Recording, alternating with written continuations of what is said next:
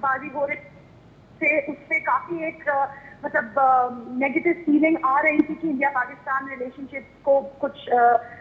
بہت زیادہ نقصان ہوا ہے. لیکن جب سے پاکستان نے وفاق میں گورنمنٹ نے جو ڈیسائسو ایکشن دیا ہے اس میں کچھ ہوپ نظر آ رہی ہے. بھارت میں اس کو ویلکم تو ضرور کیا جا رہا ہے اور زیادہ تر اس میں بھی کہ جب یہ ایکشن لیا جا رہا ہے طالبان کے خلاف اس میں امریکہ کا کیا رول ہے. تو میرے خیال سے اب جس طرح سے آگے دیکھنا ہوگا یہاں پہ انتظار ہو رہا ہے کہ کس طرح سے ڈیسائسو اسٹیپس لیے جائیں گے پاکستان میں پاکستانی گورنمنٹ کی طرف سے. بہت بہت شکریہ سنندا راؤ ہمارے ساتھ لائن پر آنے کا اور ہمیں بھارتی میڈیا کے حوالے سے بتانے کا کہ بھارتی میڈیا بھی کیا سوچ رہا ہے. رضوانہ آپ کیا سمجھتی ہیں کہ اب مزید اس حوالے سے جو ایفرٹس کیے جا رہے ہیں ریفیوجیز کی آباد کاری کے حوالے سے آپ کیا سمجھتی ہیں اس میں بین الاقوامی مدد ہونی چاہیے خاص طور پہ اس کانٹیکسٹ میں کہ بان کی مون صاحب کی پریزیڈنٹ زرداری صاحب سے ملاقات ہوئی اور عالمی برادری سے اپیل بھی کی گئی ہے کہ آپ سمجھتی ہیں کہ ایک اوور ویلمنگ رسپانس آئے گا؟ دیکھیں یونائٹڈ نیشن کے چارٹر میں یہ بات موجود ہے کہ دنیا میں جہاں کہیں بھی مہاجرین مائیگریٹ کر کے جائیں گے اور پناہ گزین کی بڑی تعداد موجود ہوگی وہاں اقوام متحدہ کی جانب سے مدد کی جائے گی. اور جہاں پریزیڈنٹ زرداری کا سوال ہے کہ وہ بان کی مون سے ملے ہیں تو بان کی مون آبویسلی انہیں اس موضوع کے اوپر جو واقعات پاکستان میں ہو رہے ہیں سوات کے حوالے سے پاکستان کے جو معاشی مسائل ہیں ترقی پذیر ممالک کے حوالے سے پاکستان اکیلے کبھی بھی اتنی بڑی تعداد میں مائیگریٹ کرنے والے مہاجرین کی کا بوجھ جو ہے اس بات کا متحمل نہیں ہو سکتا کہ وہ اس کا بوجھ سنبھال سکے. اس کے لیے بین الاقوامی برادری کو مدد کرنا چاہیے کیونکہ اگر بین الاقوامی برادری کی طرف سے رسپانس نہیں آئے گا تو پوری دنیا میں ٹیررزم اور دہشت گردی کے جو واقعات ہیں یا عسکریت پسندی کے جو واقعات ہیں ان کو روکنا اتنا آسان نہیں ہوگا. کیا میتھڈالوجی اپنائی جانی چاہیے؟ اب تک تو بالکل اسی طرح سے بات ہو رہی ہے جیسے ماضی میں کی جاتی رہی ہے کہ ایک کیٹاسٹرافی رونما ہوئی ہے ایک المیہ رونما ہوا ہے اور اس کو پھر ہم فالو کرتے گئے اور بین الاقوامی برادری سے اپیل کی ہے. بین الاقوامی برادری آ بھی جاتی ہے ہر دفعہ پاکستان کی اپیل پہ. آپ کیا سمجھتی ہیں ایسی کیا نئی چیز کی جانی چاہیے فارن پالیسی اور فارن افیئرز میں کہ اس صورتحال کو جلد از جلد بہتر کیا جا سکے کیونکہ صورتحال بہت گھمبیر ہے؟ دوسری طرف دیکھیں جس طرح کی صورتحال اس وقت موجود ہے اس کے لیے یہ کہنا کہ اس کو جلد از جلد حل کر لیا جائے مسائل کا فوری حل تلاش کر لیا جائے میرا خیال ہے کہ ایسا ممکن نہیں ہو سکے گا کیونکہ اس وقت جو پوری دنیا کی صورتحال ہے معاشی صورتحال ہے سیاسی صورتحال ہے عسکریت پسندی ہے دہشت گردی ہے ان تمام عوامل کی موجودگی میں سب سے پہلے تو میں یہ سمجھتی ہوں کہ ہمیں ایک روڈ میپ تیار کرنا چاہیے اور اس کے ساتھ ساتھ ہمیں اسٹیٹسٹک مطلب ضرور رکھنا چاہیے کیونکہ ہم پاکستان کی جو جغرافیکل لوکیشن ہے وہ ایسے ایریا میں ہے کہ ہمارے لیے یہ ممکن نہیں ہو پاتا یہ ڈفرینشیٹ کرنا یہ فرق کرنا کہ ہمارے مطلب پاکستانی نیشنل اور مطلب نان پاکستانی میں لفظ استعمال کروں گی جو پاکستانی نہیں ہیں اور جو کہ عسکریت پسندوں کا ساتھ دے رہے ہیں اور کسی وجہ سے پاکستان میں داخل ہو چکے ہیں. تو ان تمام عوامل کی موجودگی میں پاکستان کے لیے سب سے بڑا چیلنج یہ ہوگا کہ ہمیں اسٹیٹسٹک ڈیٹا تیار کرنا چاہیے تاکہ جہاں کہیں بھی مہاجرین بڑی تعداد میں مائیگریٹ کر کے گئے ہیں جس طرح سے میں آپ کو مثال دوں مڈل ایسٹ کے حوالے سے پیلسٹائن جب فرسٹ ورلڈ وار کے بعد ریفیوجیز کی بڑی تعداد دنیا کے مختلف علاقوں سے جب آ رہی تھی ان کے لیے کوئی ریکارڈ نہیں رکھا گیا اور جس کا المیہ یہ ہے کہ آج پیلسٹائن کا مسئلہ ابھی تک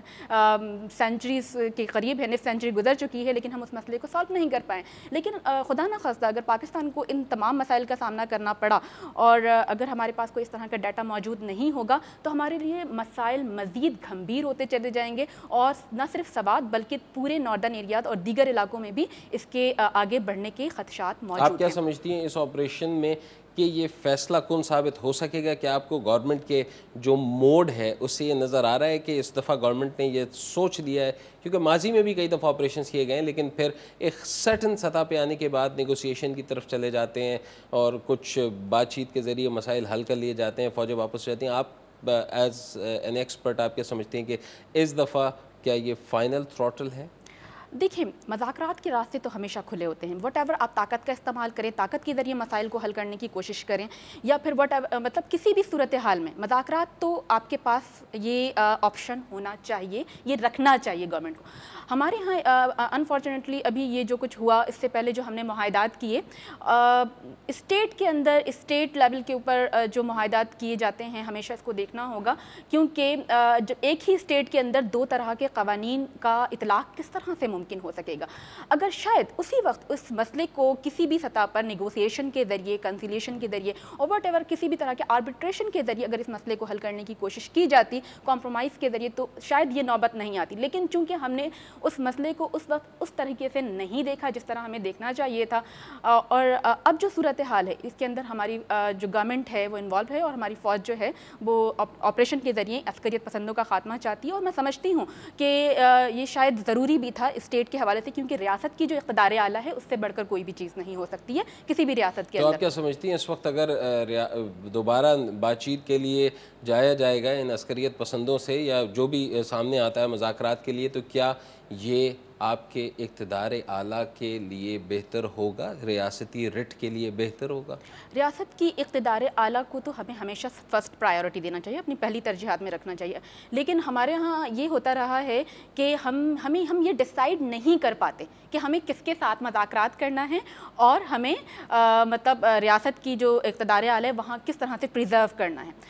انفارچونیٹلی جو ہے ہم ایسے لوگوں کے ساتھ مذاکرات کر لیتے ہیں اور کرنے جا رہے ہوتے ہیں جس کا ہمیں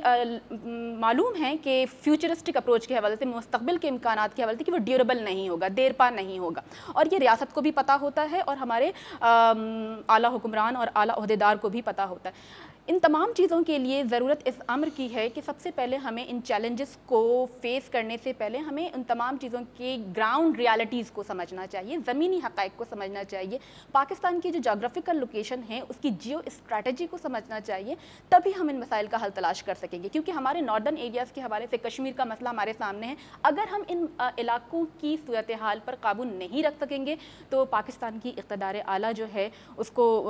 قائم رکھنا مشکل ہو جائے گا. تو آپ کیا سمجھتی ہیں کہ اب حکومت اتنی بالغ ہو چکی ہے کہ اب اگر وہ نیگوسیشن کی ٹیبل پہ جاتی ہے تو وہ صحیح لوگوں سے نیگوشیٹ کرے گی؟ مستقبل کے امکانات کے حوالے سے تو یہ کہا جا سکتا ہے, ایکسپیکٹیشن تو نہیں رکھ رہی, لیکن ہوپ فل ہوں کہ اب جو صورتحال ہے اور اس میں حکومتی اداروں کو بھی یہ بات صحیح طریقے سے وہ جان چکے ہیں, اور جو صورتحال ہمارے سامنے ہے, بین الاقوامی برادری کے سامنے جو جن باتوں کا مطلب ان کے سامنے ہیں, ان تمام عوامل کے حوالے سے میں یہ سمجھتی ہوں کہ اب شاید ہمارے اعلیٰ عہدیداران اور ہمارے نیشنل پالیسی میکر جو ہیں وہ اس بات کو سمجھ چکے ہیں کہ اب ان کے ساتھ کن مذاکرات کی کس لیول کے اوپر جو ہے وہ بات چیت کی جا سکے. رضوانہ, گفتگو جاری رکھتے ہیں. ناظرین ایک چھوٹا سا بریک لیں گے, بریک کے بعد واپس آتے ہیں. Stay tuned to punch line.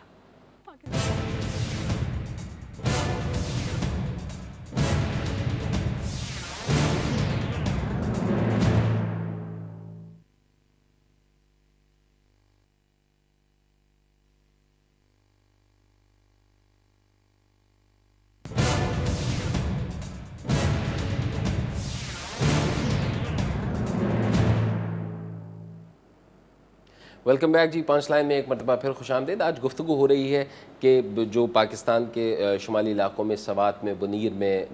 Lower دیر میں جو آپریشن جاری ہے اس کے حوالے سے بین الاقوامی سوچ کیا ہے, اور اس کے ساتھ ساتھ جو مہاجرین کا ایک المیہ رونما ہو رہا ہے اس پہ بین الاقوامی برادری پاکستان کے لیے کیا سوچ رہی ہے. آیا صدر زرداری کا جو دورہ ہے جو اب اپنے آخری سٹیجز میں ہے, برطانیہ پہنچنے والے ہیں صدر مملکت, اس میں کیا وہ ریکوائرڈ گول جو پاکستان کی خارجہ پالیسی کے ہیں وہ اچیو ہو سکیں گے, اور مہاجرین کی آباد کاری اور ان کو دوبارہ ان کے گھروں تک پہنچانے میں کتنی جلدی ہم کامیاب ہو سکیں گے. اس حوالے سے اب سے کچھ دیر پہلے ہم نے بات کی تھی نئی دہلی میں مقیم سینئر صحافی سنندا راؤ سے, اور اب ہم چلیں گے امریکہ اور بات کریں گے سیاسی تجزیہ نگار سہیل اسحاق سے. سہیل صاحب, سوات کی موجودہ صورتحال کو امریکہ کس طرح سے دیکھ رہا ہے, امریکن پریس کس طرح سے دیکھ رہی ہے؟ امریکی میڈیا اب بڑا کچھ عرصے سے کافی ریئلسٹک ہے پاکستان اور افغانستان کی صورتحال کے بارے میں، اور عموماً اس کو اچھی طرح اس چیز کا بھی احساس ہو چکا ہے کہ ہم یہاں سے کیا کردار ادا کر رہے ہیں، اور بالخصوص اوباما گورنمنٹ اور نئی جو امریکن پالیسیز ہیں اس میں اس چیز کا بڑا دخل ہے کہ کسی طرح ملٹری سچویشن، جو ملٹری ایکسپوجر جو ہمارا ہے امریکہ کا، وہ کسی طریقے سے بھی کم ہو، اور امدادی سلسلہ جو ہے وہ اسی سلسلے کی ایک کڑی ہے، اور لوگ سمجھ رہے ہیں اپنی ذمہ داریوں کو اور انہیں